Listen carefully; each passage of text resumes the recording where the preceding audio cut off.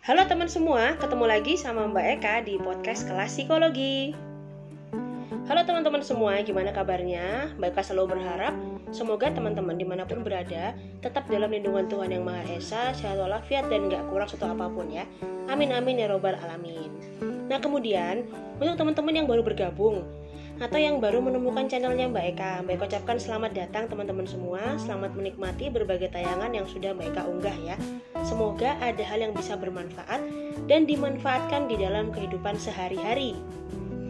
Nah, baik teman-teman semua, pada kesempatan kali ini Mbak Eka mau membahas salah satu kasus ya. Ini kiriman lagi dari teman YouTuber sebenarnya. Cuman ini masuknya ke Instagramnya Mbak Eka. Nah, teman-teman semua, ini dia ya, nih teman-teman bisa lihat sekarang. Oke, nah ini sambil Mbak Eka bacain ya. Halo kak, aku mau minta tips dong gimana sih cara menghadapi kakak ipar yang susah diajak berkomunikasi. Bentar. Dan keras kepala, kebetulan aku tinggal di rumah mertua dan serumah juga dengan kakak ipar. Minta tips ya kak, makasih kak. Nah teman-teman semua, memang ini yang mengirimkan Mbak Eka blur ya, karena yang bersangkutan tidak ingin data dirinya diketahui ya. Nah tapi nggak masalah, nggak apa-apa, kita juga harus menjaga kode etik. Jadi apabila ada yang tidak ingin data diri diketahui, maka akan Mbak Eka blur gambarnya ya. Tapi yang penting poinnya adalah kita tetap bisa sharing dan kita bisa mendapatkan hal yang positif dari berbagai macam kasus yang masuk ya. Baik teman semua, sebelum kita mulai ya, silahkan cari posisi yang nyaman atau posisi yang paling enak buat nyimak podcast yang akan kita sharingkan bersama ya teman-teman. Nah, akan segera kita mulai. Oke baik teman semua, nah yang Mbak Eka mau sharingin yang pertama adalah, jadi ya pastikan sebelum kita mau nikah tuh kita udah tahu ya, kita ini akan tinggal di rumah sendiri kah, atau kita mau ngontrak ya, atau kita mau tinggal di kos-kosan, di pavilion ya. Itu pasti Mbak Eka yakin sebelum kita memutuskan buat menikah itu kita udah putusin dulu ya kita mau tinggal di mana. Nah tapi yang terkadang itu dilupakan adalah kadang kita lupa membuat aturan-aturan sendiri di dalam rumah tangga kita. Kita tuh siapa sih? Nah kita tuh adalah orang yang mau menikah ya. Jadi di pasangan si cewek sama si cowoknya mau nikah. Nah pasangan ini kadang lupa membuat aturan yang harus mereka terapkan sendiri di dalam dirinya ketika nanti mungkin mereka memilih tinggal dengan orang lain atau mertua atau kakak ipar dan lain sebagainya ya. Nah teman-teman semua, seperti yang kita tahu sebenarnya nggak ada salahnya orang menikah terus tinggal bareng mertua atau tinggal dengan ipar dan lain sebagainya ya. Karena apa? Berdasarkan pengalaman di lapangan atau ngelihat teman-teman Mbak Eka sendiri, nah itu rata-rata mereka banyak alasan yang melatar belakangi tinggal dengan keluarga besar, baik itu mertua ataupun keluarga sendiri ya. Nah kayak apa? Contohnya misalnya pada saat menikah belum mapan secara finansial, atau yang kedua memang harus membantu menemani orang tuanya yang sudah lansia. Jadi banyak faktor dan kita nggak bisa ngejudge semua masalah itu bersumber secara finansial. Nah cuman yang mau Mbak katakan di sini adalah jangan lupa sebelum kita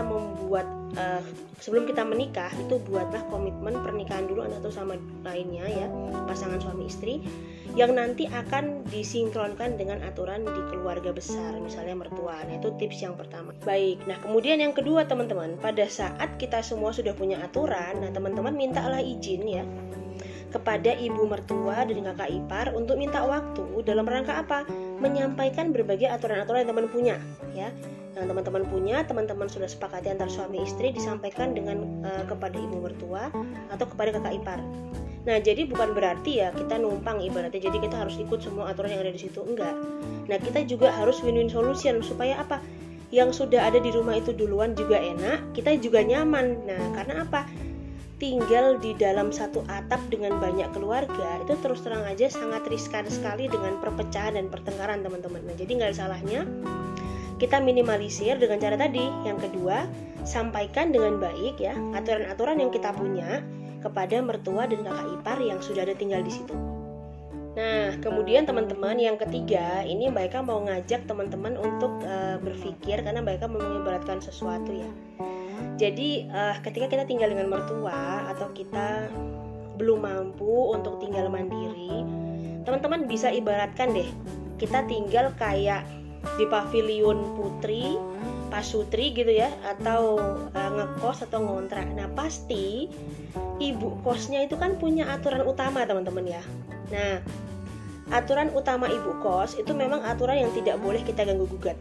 Jadi artinya ya sudah, apapun itu karena kita ngikut, kita numpang, maka kita ikuti. Nah, tapi sebagai anak kos atau sebagai orang yang ikut tinggal di rumah itu, kita juga berhak untuk memberikan aturan-aturan kepada diri kita sendiri atau kepada orang-orang yang ibaratnya dalam tanda petik mau bertamu ke dalam kamar kita atau ke dalam rumah kita ya. Jadi cukup mudah dipahami kan teman-teman ya. Nah, ibarat tinggal dengan ibu mertua seperti itu. Jadi ibu mertua itu katakanlah adalah ibu kos, sedangkan kita ini adalah anak kos yang numpang ngekos di dalam rumah klaster ibu kos itu, ibaratnya gitu teman-teman. Jadi kita tetap harus mematuhi aturan ibu kos yang ada, tapi kita juga punya aturan untuk keluarga kita sendiri pada saat ada orang lain yang mau masuk ke rumah kita. Nah, contohnya gimana sih Mbak Eka bikin aturan untuk keluarga sendiri ketika di dalam keluarga besar? Nah, misalnya kayak gini teman-teman. Jadi kalau tinggal dengan banyak keluarga, itu kan banyak hal yang jadinya harus di-sharingkan ya. Baik dari kamar mandi, misalnya kalau kamar mandinya bukan satu kamar mandi ya. Kemudian jam masak, jam belajar anak, dan lain sebagainya. Nah, itu kan harus di-sharingkan. Nah, silakan teman-teman sepakati. Misalnya teman-teman tanya baik-baik dengan ibu mertua atau kakak ipar ya.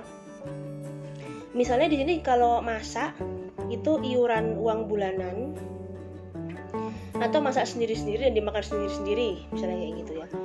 Nah, misalnya ibu kosnya bilang udah, misalnya ibu mertuanya bilang udah nggak usah, udah nanti semuanya sama ibu. Nah ya sudah, kalau memang gitu disepakati aja, ya udah Bu, kalau gitu aku iuran ini, misalnya apa sayur, apa lauk dan sebagainya ya. Nah supaya apa? Karena di situ ada kakak ipar, pasti dia akan ngelihat ya. Gimana pun ada mata yang ngelihat, ada pikiran yang berpikir. Nah pasti tidak menutup kemungkinan akan memicu pertengkaran kalau misalnya kok itu nggak pernah iuran ya, atau bahkan kita sebenarnya iuran tapi karena kita nggak menetapkan aturan di awal akhirnya jadi ribut. Nah ditambah lagi tadi kasus yang pertama, kakak iparnya cukup keras kepala dan lain sebagainya. Nah maka terapkan aturan supaya apa? Supaya rumah tangga kita, karena tadi kakak ipar berarti kan ini adiknya ya, adiknya si kakak itu, jangan diinjek-injek. Jadi jangan sampai nggak ada harga dirinya di rumah itu. Nah kemudian yang keempat nih teman-teman ya, tips yang terakhir, teman-teman, entah teman-teman itu cewek atau teman-teman itu cowok ya, pasangan putrinya atau pasangan putranya, ketika kalian sudah menikah itu harus kompak, harus satu visi misi ya. Jadi misalnya nih, misalnya tadi yang kirim nih cewek ya. Jadi suaminya itu ketika nanti si istrinya ini ada yang nggak sesuai dengan mertuanya, ya suaminya jangan jelek-jelekin istrinya. Ya, jadi karena apa? Karena udah disepakati. Nah kalau kayak gitu nanti pas suaminya kerja, istrinya jadi korban makan hati dari mertuanya sama kakak iparnya. Nah begitu juga dengan si suami, misalnya suaminya ngomong apa, terus karena istrinya pengen cari muka ya, lagi sebel sama suaminya, jadi istrinya belain mertuanya. Nah itu juga jangan teman-teman ya. Karena apa? Hal ini juga nanti akan berpengaruh di pengasuhan pola asuh kepada anak-anak ketika kalian semua atau teman-teman yang pada curhat nih ya, yang tinggal satu atap itu sudah punya keturunan. Nah oke, baik Mbak X ya, itu tadi sudah Mbak Eka bahas. Semoga bisa membantu dalam menyelesaikan permasalahannya. Semoga ada insight. Jadi ada 4 tips tadi yang Mbak Eka berikan, silahkan dilakukan. Nah, oh ya lupa, apabila sudah terlanjur, kalau udah terlanjur tinggal gimana Mbak Eka? Udah terlanjur tinggal, nggak sempat ngomong, belum sempat punya pikiran untuk bikin aturan. Nah teman-teman semua, nggak ada kata terlambat ya. Jadi sekarang silahkan disepakati dengan pasangan masing-masing, kemudian sampaikan urgensinya apa sih, kenapa kita harus punya aturan sendiri ya. Ya gampangnya tadi diibaratkan seperti kos-kosan yang udah mereka sampaikan di depan ya. Semua harus punya aturan, dan anak-anak kita juga harus punya aturan. Jadi jangan sampai karena nggak enak dan lain sebagainya ya, jadi mau nggak mau udahlah ikut aja, anak kita jadi rusak, keluarga kita juga jadi nggak jelas, berantem terus ya. Kalau udah berantem tinggal sama mertua, percaya deh nanti pada saat teman-teman itu keluar dari rumah itu pasti diungkit terus sampai tua, sampai lansia. Nah maka lebih baik kita menjaga ya, lebih baik sedia payung sebelum hujan. Nah oke teman-teman semua, itu tadi kelas psikologi kita pada kesempatan kali ini. Terima kasih untuk yang udah nyimak sampai selesai. Apabila konten ini bermanfaat, silahkan share kepada teman-teman lain ya, atau juga share ke sosial media yang teman-teman gunakan, supaya lebih banyak lagi orang yang terbantu dan bisa menyelesaikan masalah pribadinya sendiri ya. Nah, untuk teman-teman yang pengen sharing atau pengen kasih support, kasih semangat kepada teman YouTuber kita ini ya, silakan aja tulis di kolom komentar. Atau ada yang mau tulis pengalaman pribadinya yang merasa, oh aku udah nggak apa-apa tanpa disebutnya identitasnya dan lain sebagainya, silakan aja tulis di kolom komentar. Nah, untuk teman-teman yang lain yang juga pengen dibahas kasusnya sama Mbak Eka, silakan aja tulis di kolom komentar mau request kasus apa, dan nanti insya Allah Mbak Eka urutin teman-teman ya. Jadi yang sesuai yang Mbak Eka udah temuin dan sebagainya, sesuai urutannya akan Mbak Eka up. Oke teman-teman semua, terima kasih banyak. Sampai ketemu lagi pada podcast-podcast kelas psikologi yang lain. Jangan lupa tonton juga podcast kelas psikologi sebelumnya ya.